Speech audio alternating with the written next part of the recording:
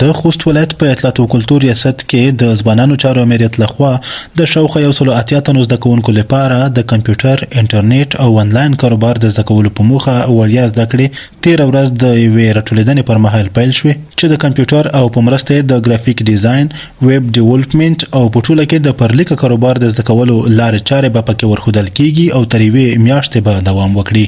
د ځوانانو چارو مسؤلین په یادو برخو کې زده کړې د اوسنیو ځوانانو لپاره سخته اړتیا بولي او وایي چې له لارې به هغوی وکولی شي له بیکارۍ خلاص شي او هم د پرمختللې نړۍ سره ځانونه سیال کړي. په اوسني وخت کې فریلانسینګ د یو مهم اړتیا ده چې ځوانان مو د آینده راتلونکي د سوالګرۍ نه د بیکارۍ نه بچ شي. که چېرته موږ تاسو د نږدې هېوادو کې هم وګورو اکثره ځوانان اوس پیسې انلاین تجارت کوي. دا نوې برنامه کې تقریبا 180 کسانو داخله کړې ده چې انشاءالله دوی به هم میاشت وروسته خپل ځنو ویني چې موږ څومره درسونه غټه کړې ده.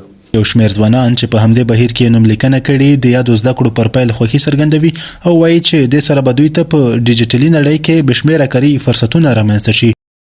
ګرافیک ډیزاین د نن سبا کې د هر بخش لپاره هغه که د آی ټي بخش دی، هغه که د آی ایس بخش دی، هر بخش وي که نه هغه د انجینرۍ لپاره هر بخش چې مقصد په کوم مونږ کار کوو، کومه برخه کې مونږ کار کوو، د ګرافیک ډیزاین د هغې لپاره زیات مهم دی او مونږ باید په دې ګرافیک ډیزاین کې کار وکړو.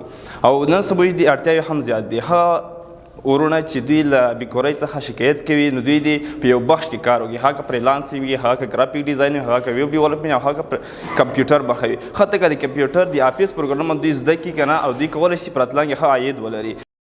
ځوانان وایي هغه هیوادونه چې خپل ځوانانو ته د انلاین کاروبار په برخه کې زمینه برابره کړي پر ځان بسیا دي او د بیکارۍ کچه پکې صفر ده. دوی له مسؤلو ادارو او ښار کې د ټکنالوژۍ اړوند کورسونو له مسؤلینو د ورته روزنیزو پروګرامونو د پراختیا غوښتنه کوي او وایي چې دوی سره به ګڼ ځوانان د انلاین کاروبار په لارو چارو پوه شي. هغه هیوادونه چې فریلانسینګ برخه کې ځانونه رسولي دي، ځوانان یې فریلانسینګ برخه ته کې به وي نو هغو تر ډېره عواید په خپلو اوږو اخیستي دي، عواید خپله پوره کوي. نو زه هم ډېر خوښ یم ځکه چې په خوست ولایت کې د لومړي ځل لپاره د فریلانسینګ داسې یوه برنامه وړاندې کېږي. نو هیله څرګندوم چې په ښه شان سره پای ته ورسوم او په راتلونکي کې خپل راتلونکی د فریلانسینګ د لارې جوړ کړم. په هند کې ځینې داسې مشخص کلي جوړ شوي دي چې د فریلانس لارې دوی زیات عاید لري. هند هیواد په اقتصادي وضع کې بیخي ډېر ټیټ هیواد دی، خو ځوانانو ته داسې د فریلانسینګ په واسطه دوی ډېر د خپل عایدات لوړ کړي دي. هر ځوان خپل عاید له فریلانسینګ څخه ترلاسه کوي. نو که چیرې موږ تاسو افغانستان چې په دې برخه کې ډېر وروسته پاتې دی داسې برنامې جوړې شي او هڅه د ځوانانو راخه وشي، د هغوی استادان د تشویق کړي او د ځوانانو چارو ریاست د امیر غوندې داسې برنامې دوی ته وړاندې کړي نو کولی شي چې ځوانانو ډېره بیکاري له منځه یوسي.